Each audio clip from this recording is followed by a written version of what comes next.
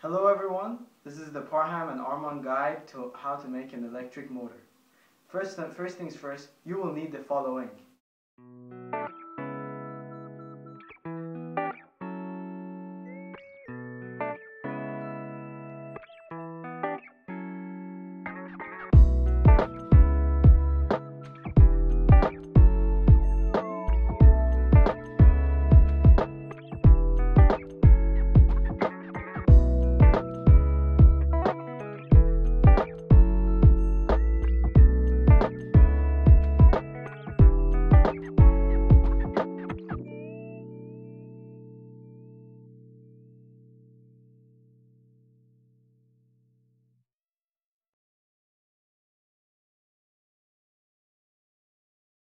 Alright, first thing you want to do is really sand your copper wire and your brushes and your commutator nails. So what you have to do basically, you just have to take it, and especially on the edges, you rub it slowly. Although it is shiny, you want it to make it like a silver shiny as you see here. And you do the same. The brushes, which is just basically pieces taken out of like a Coke can or a Pepsi can, any pop can. And you just take the sandpaper and just brush on top of it until it's very shiny, and you can see even the lines on top of it from how much you've sanded it. The same thing with the commutator nails. You take on each side because we're going to connect the wire and we want it to have a good conductor. So we sand both sides, this side and the other side, for best conduction possible. The next thing we want to do is draw two parallel lines 5 centimeters apart, approximately at the center of your piece of wood. And then perpendicular to that, you want to have two lines 3 centimeters wide from each other. So then you take all the intersection points and you nail your 4-inch nails onto the board.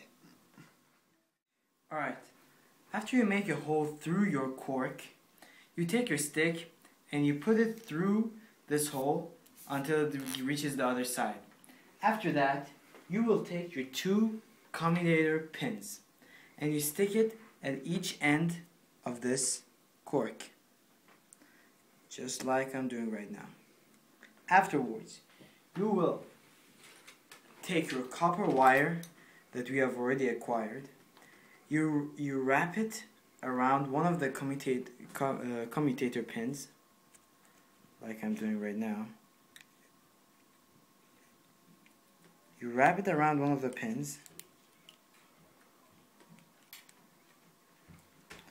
and then you want the copper wire to be parallel to the 2 commutator pins, and this is the method you have to do it. If you wrap it the other way around in this direction, which means going through the nails, then that is wrong, and your motor will not work. Therefore, it has to be parallel. After going through both sides, you go through the other side.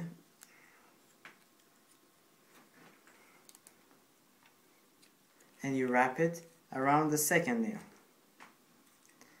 And here you will have your basically the engine of the whole motor.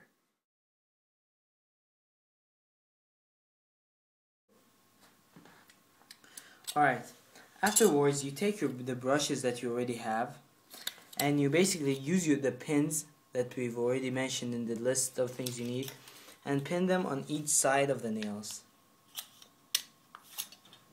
You usually should use 2 pins for each because it has to be stable, and it should not wiggle a lot out of space when you're actually using the motor. So we'll have the brush one on each side because these brushes have to make contact with the commutator pins. Therefore, they have to be able to work properly. So 2 of the brushes on each side, as you can see. You just push in as hard as you can until the back part doesn't move a lot on each side. Then you take the paper clips that you have already bent. See the bent paper clips? The thinner your paper clip is, the easier it is for it to bend. Then you put it on each side and you use a pin to pin both of the sides because you want to have it in space for putting the motor in this kind of shape, so that when the motor goes inside the middle, it can twist between here, and you'll need one for the back too.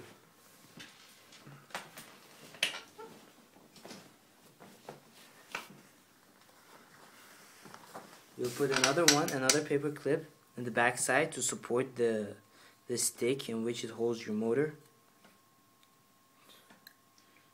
The pins are very useful during this lab, as they will help you maintain everything in balance.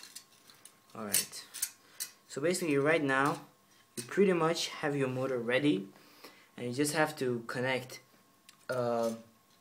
positive and negative electricity on each side. And basically what's going to happen is using the third hand rule,